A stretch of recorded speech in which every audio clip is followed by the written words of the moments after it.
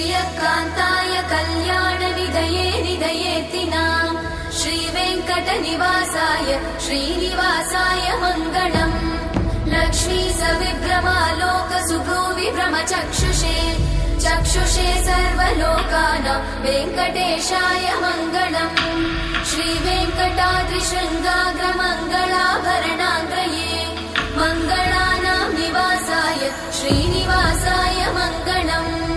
सर्वावयव सौन्दर्य सम्पदा सर्वचेतसां सदा सम्मोहनायास्तु वेङ्कटेशाय मङ्गलम् नित्याय निरवध्याय सत्यानन्दचिदात्मने सर्वान्तरात्मने श्रीमद् वेङ्कटेशाय मङ्गलम् स्वतः सर्वविदे सर्वशक्तये सर्वशेषिने सुलभाय सुशीलाय वेङ्कटेशाय मङ्गलम्।